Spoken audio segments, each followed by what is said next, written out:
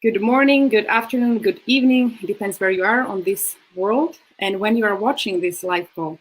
So today I have a special guest for you. It's my friend Daniel Aaron. And Daniel is a master of spiritual alchemy, and he's going to tell us more about that. He lives in Hawaii, and for many years he lived in Bali. Let me tell you his skills. Daniel helped people to create change and breakthroughs. So please help me welcome Daniel. Daniel, I'm so happy you're here today, and you took 45 minutes of your day for our viewers here. Daniel, thank you. And welcome. Well, you're so welcome, and I'm really excited to be here with you, Eva, and get the chance to play around and share some stuff. So thank you for having me. Thank you. So I was talking to Daniel about a couple of weeks ago about our theme, and it will be again self-care. Last week we were doing with Julianne as well self-care, but it will be a slightly different approach from Daniel's view. But Daniel, can you share with us your story? Tell us a little bit about yourself. Sure. Well, thanks. I am super ordinary guy. And I started out in the ordinariest of ordinariest U.S. American life. I had the standard American diet, which was sad indeed. But not just food, it was everything. It was all the media and all the information I got. But somewhere from the earliest age, I just knew there's got to be more to this. There's got to be more to life than what I saw around me, which was a lot of struggle and pain and pessimism. And, I just did my best to survive childhood. And it was in my mid-20s, I had what you could call a spiritual awakening, except for that sounds kind of pompous to me. But, it was kind of like God reached down and whacked me upside the head and said, look, there's more to life than you have been realizing. And I wasn't even comfortable with the word God at that point. I was very anti any kind of religion. I didn't know anything about spirituality. And that just messed me up. That changed my life because everything I knew from before was out the window. And from that moment on, I got obsessed with personal and spiritual development.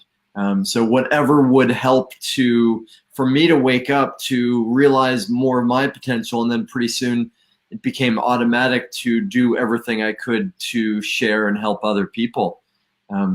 So for years, I went to ashrams and trainings and centers and courses and therapies. And then eventually, as you said, I moved to Bali about 15 years ago. And there I started running some very transformational events. And I built a center there, had my daughter there.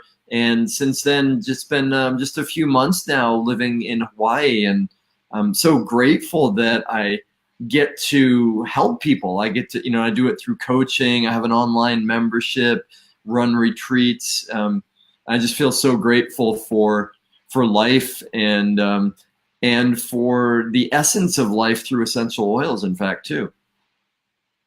So that's awesome. You lived in Bali, now in Hawaii, in hot countries. Where were you born, if I can ask? Yeah, it's quite the opposite of that. I was born in Maine in the U.S., where the furthest north, furthest east, cold, cold, cold. And it wasn't until somewhere in my 20s I realized, like, hey, wait a minute, it's optional. You can live anywhere in this whole world.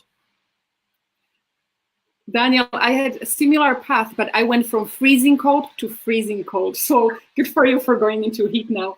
So now you're in Hawaii for the last few months. But can you tell us a story about how you started even with essential oils in Bali? I think it was in Bali, right? Well, I started learning about them earlier. I had some friends that were into oils, and I remember being on a retreat with a friend who had like a suitcase, a briefcase full of essential oils. And I remember sitting around the coffee table one day, and she opened that up, and I looked at it and I was like, wow. And then she started opening them, and I would smell, and each one was like a whole world. And from that moment on, I was hooked. And then when I moved to Bali and I started getting into building a center and running these events, I realized that, the first product I made was because some of my yoga teachers used to use this store-bought like gel, and they would rub it onto our necks here at the beginning of yoga class, and it was it was kind of enlivening and mentholy, and it felt really good. And then later on, I discovered actually what was in it, because I had learned about. Say again. Can you tell us what was in it? Well, let's just say it was less than optimal ingredients. And by that point, I had learned, what a difference it makes to have therapeutic grade pure quality oils versus synthetics or just poor quality oils. And I knew enough at that point, like, hey, I don't want any of that yucky stuff on me, let alone do I want to give it to anybody else. So I said, well, I love the idea of that stuff. So let me see if I could make one. And by that point, I had collected so many oils, I just started playing around.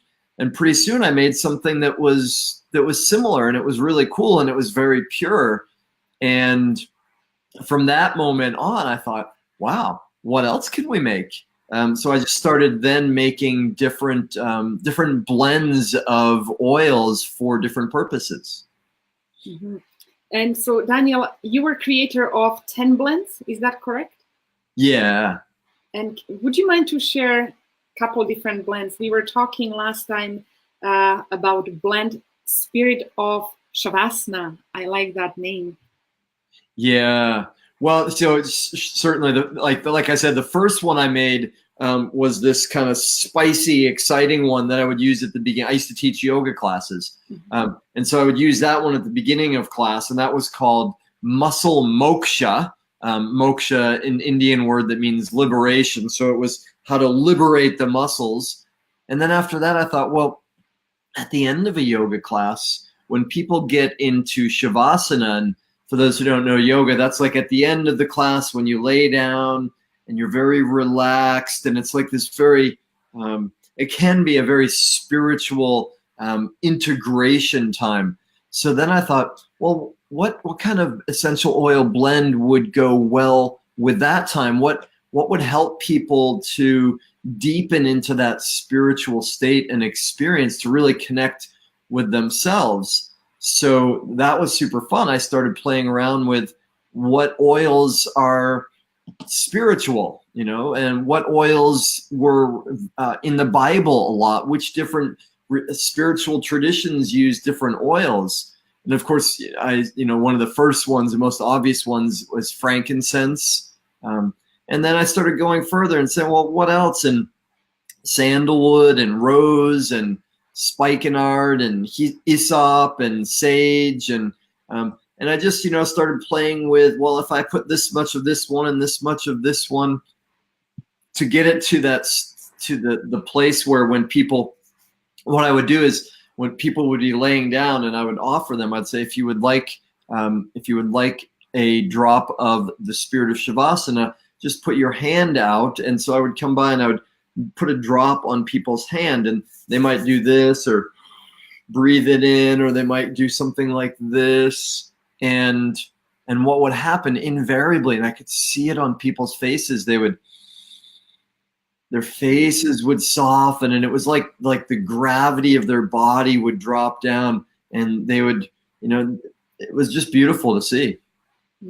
Awesome. So you had people coming to your yoga class. They started with essential oil, they finished with essential oil. And today we are talking about really self-care, where yoga and all kind of practices are self-care. Would you like to share a little bit of your practice for self-care? Absolutely. And I think it's so important. And I'm not sure, maybe I'll have to define a little bit what I mean by self-care, because probably it's different for everybody.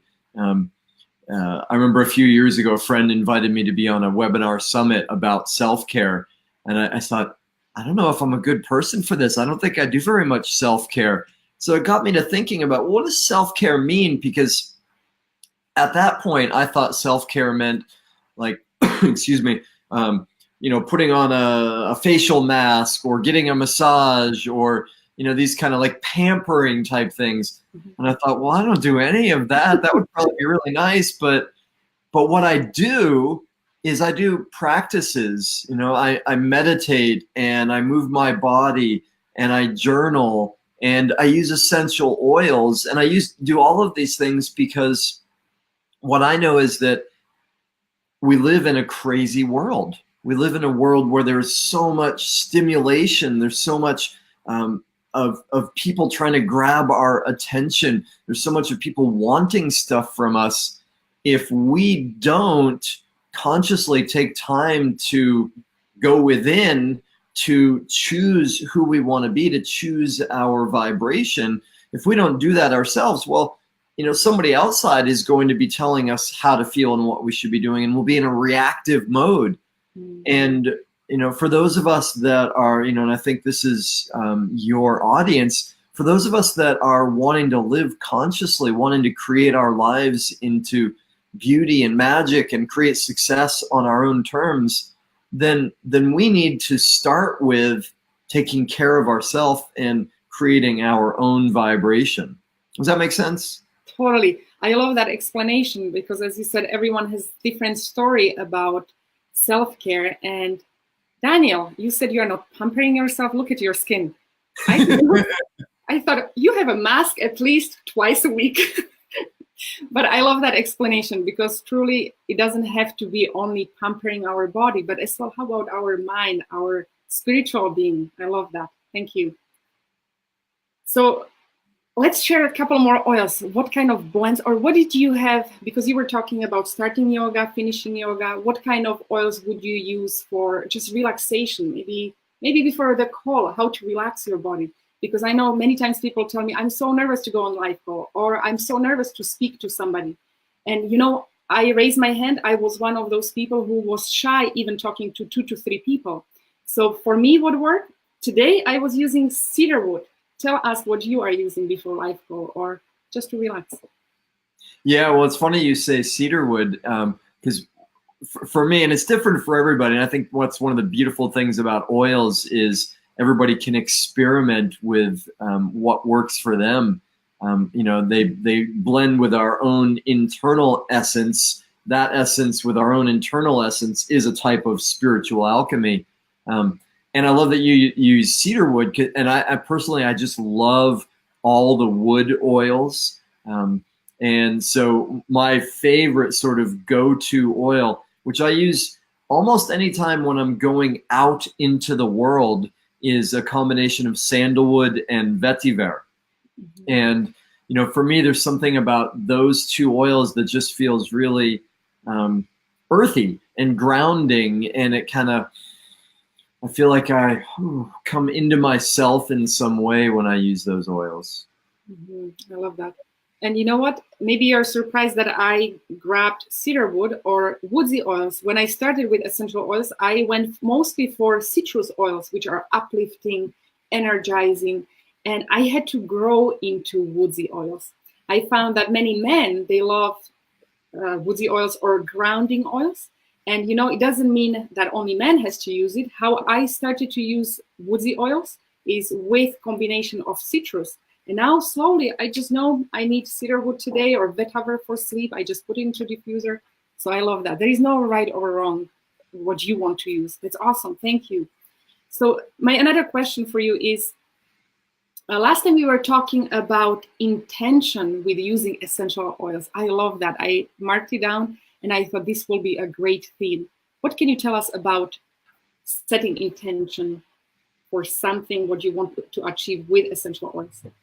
Yeah, it's one of my favorite ways of using oils. And well, one way of entering into that conversation is probably a lot of people now know the work of Dr. Emoto and Messages of Water, right? And so if anybody doesn't know what this scientist did, is a very cool thing. He did these experiments where he took water and would put different words, spoken or written words, around the water into the water, and then would freeze the water and take certain pictures of the crystals.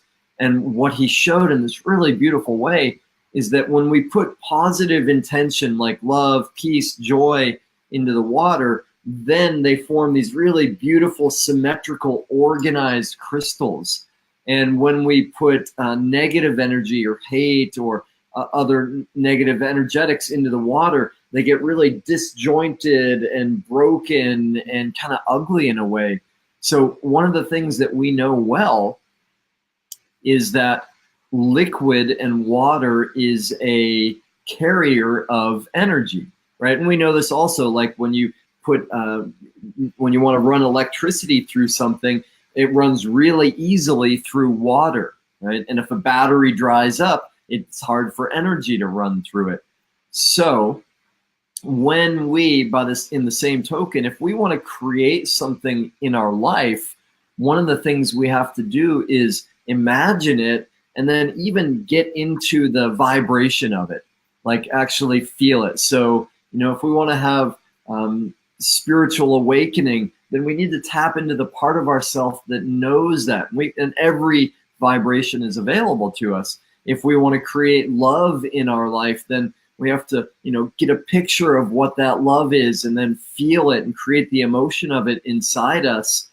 And then what we can do is create oils or oil blends. I mean, it could be as simple as feeling the energy of that and then taking, like, this is a crystal, and it could work in the same way as a bottle of oil, and get into the energy and hold it in our hand. And and it's like we take our own energy, our essence, our vibration, our frequency, and we imbue it into the oil. And personally, one of the things I love doing is choosing a few different oils and putting them together. For instance, one of the blends I made when I was early into it was I started doing these blends just after my daughter was born. And she would be with me often at night. And, as a father, I suppose in some ways I was nervous about, because I was a single father, I was a little nervous about taking care of her in the best way. And I knew how important sleep was to young children. And I wanted to create this really beautiful bedtime routine for her. And then it came to me, well, what about if I take some oils that are relaxing and that are also good for sleep, soporific, and I put them into a blend in a combination, and then as part of our bedtime routine, I'll just rub those into her feet, right? And so I created a oil blend which I called Zeta's Lullaby. My daughter's name is Zeta, so Zeta's Lullaby, and it just became part of our ritual. And I used certain oils that I knew would help, like chamomile, like lavender, a little bit of rose, some benzoin, just oils that I knew would be relaxing and also really good for sleep and good for dreams. And then when I created it, I put my intention in it that this will serve my daughter to have a beautiful sleep, to get well rested. So in the same way, we can do that with any intention we have in our life, anything we want to create. Choose oils that we resonate with, that maybe fit in some way the theme of what we want to create, and then just pour our intention into it.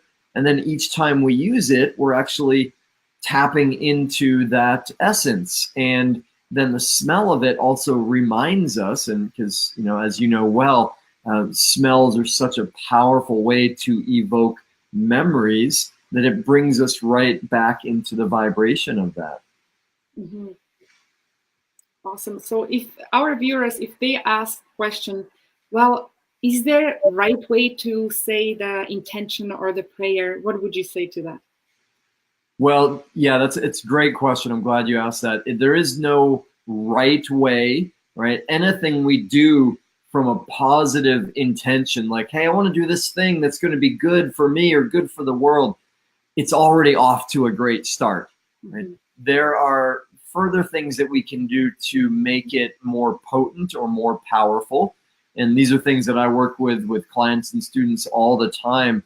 So when we're creating an intention, one of the first things we want to do is make it positive, right? So if I want to create love into my life, right, what I I would do well to say, I am love. I'm creating love. Here's the picture of what I want.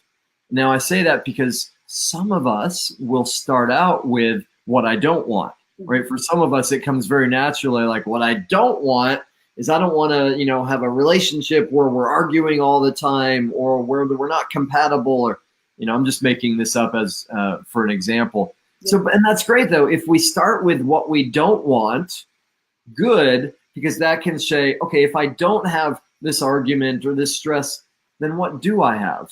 Right?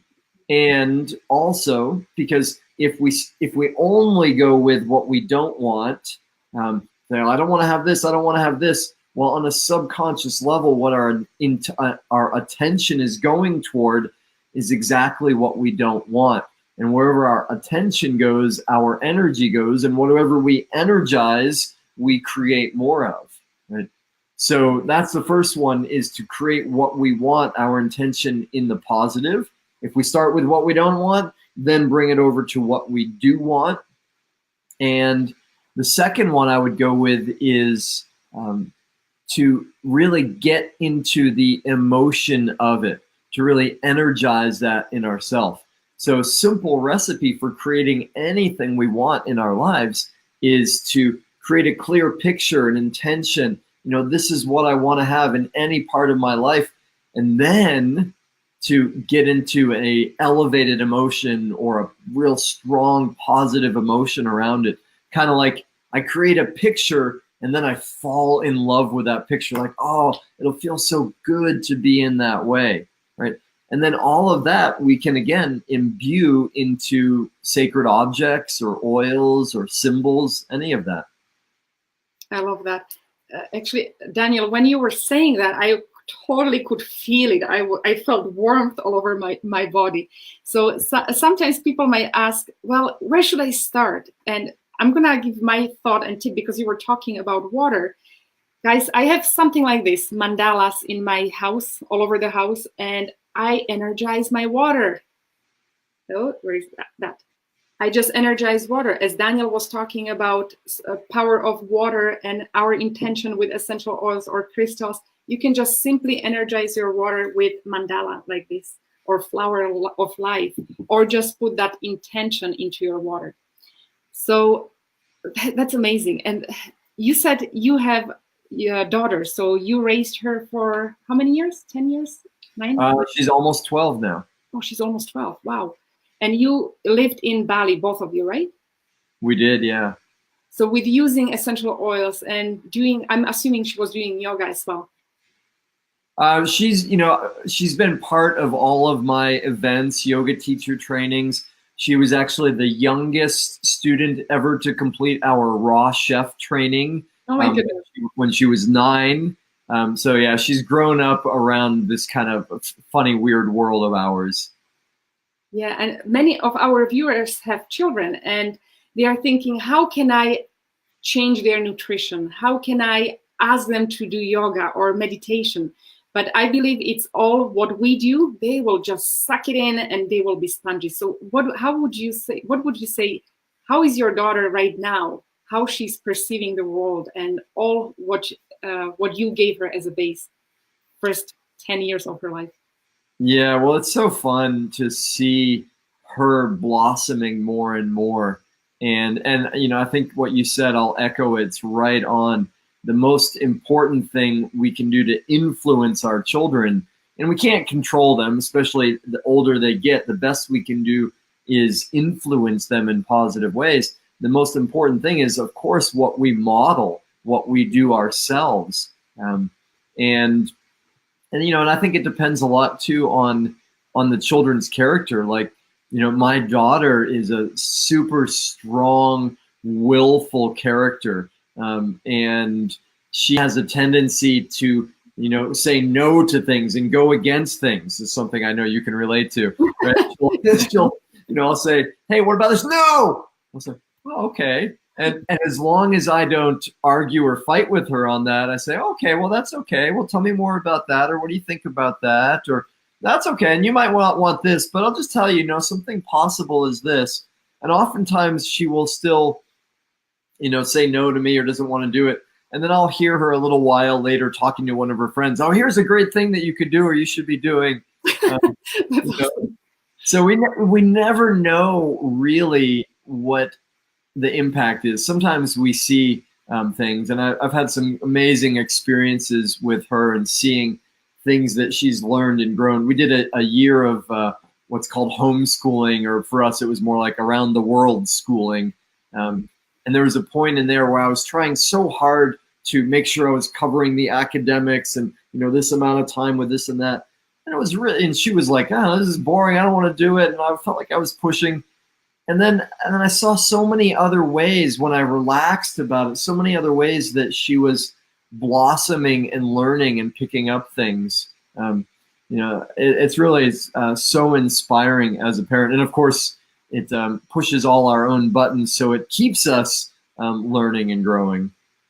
I love that. Daniel, you are proof of that anything is possible, because I hear many times, oh, I have a child, I have 3 kids, they have to go to school. But there is so many, as you said, just relax into it. And there is so many ways around it. It doesn't have to be only one way. Oh gosh, I love that.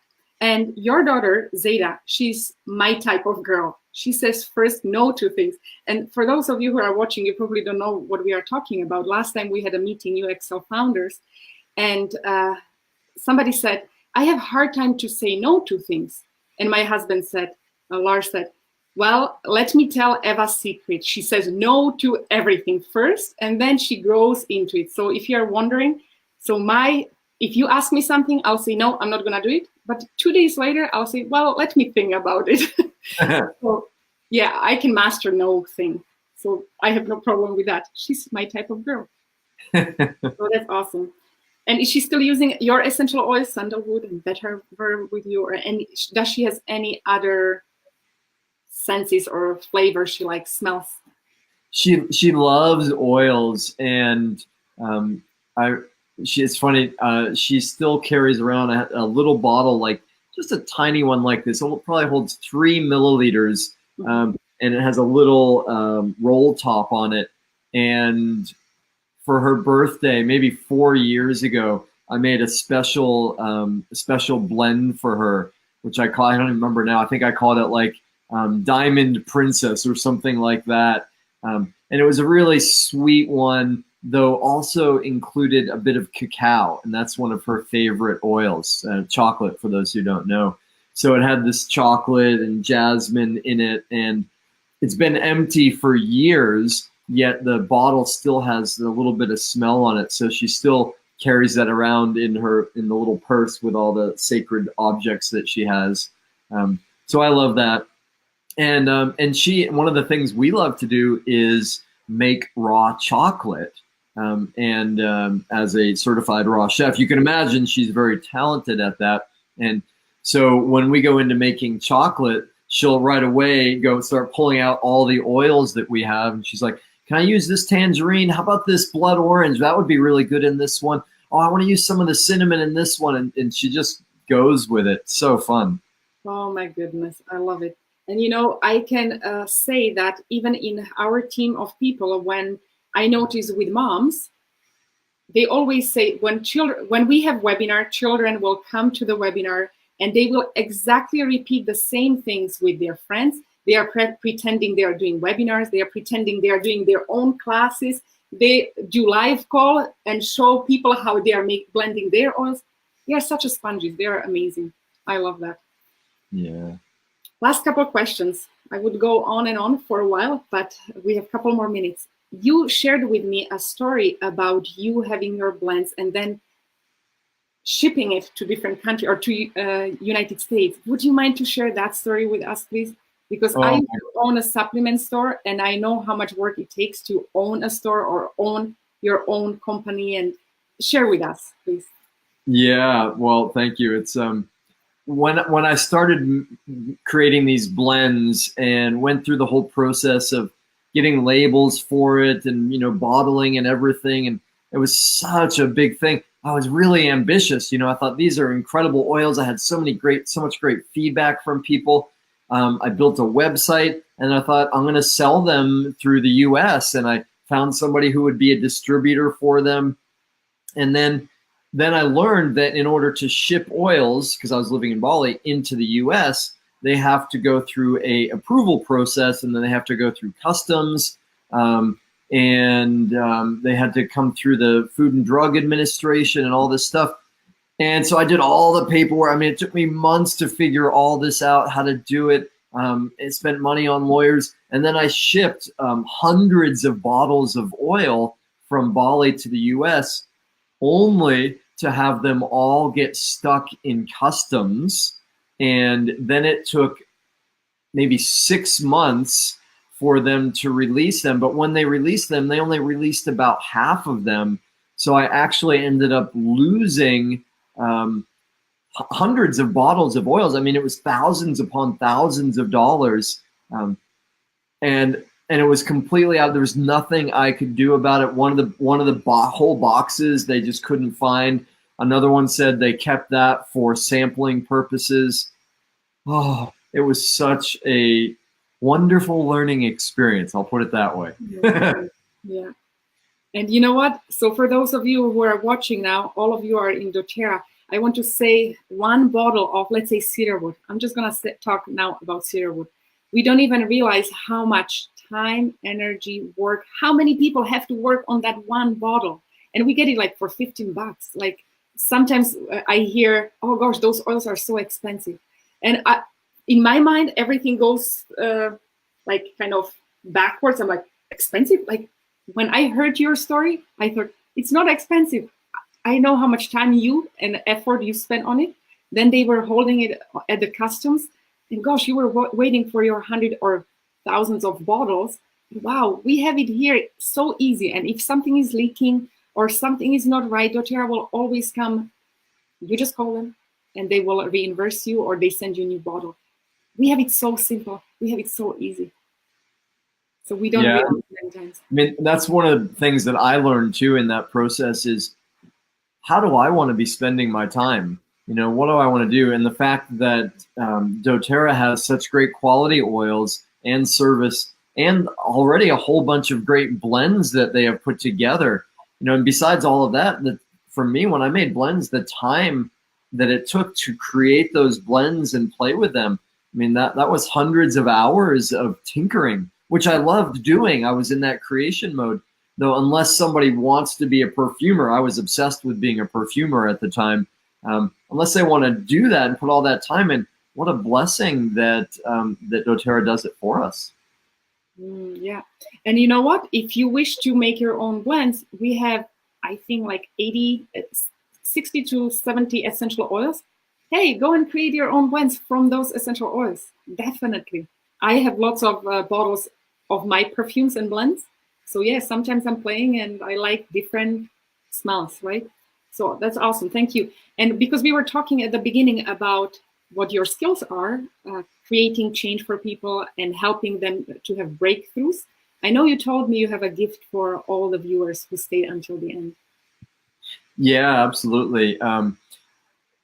One of the things so the essence of what I do with my work is I help people to transform, to create what they want in their life, to create breakthroughs, to move through something that's been challenging or a place where they've been stuck.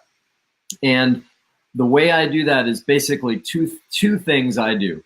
I ask questions, but not just any questions. I ask really good questions, helpful questions that get people to realize things for themselves. Right? Because it never works for me to try and say, you know, Eva, you should do this or this is, and I don't know what you should do, but I do know that you know inside you somewhere. And for most of us, it's also hard to get to that clarity on our own. So the main thing I do is I ask great questions. And so one of the things I discovered early in my coaching practice is when I start working with people one-on-one, even before we have our first session, I ask a lot of questions in a questionnaire.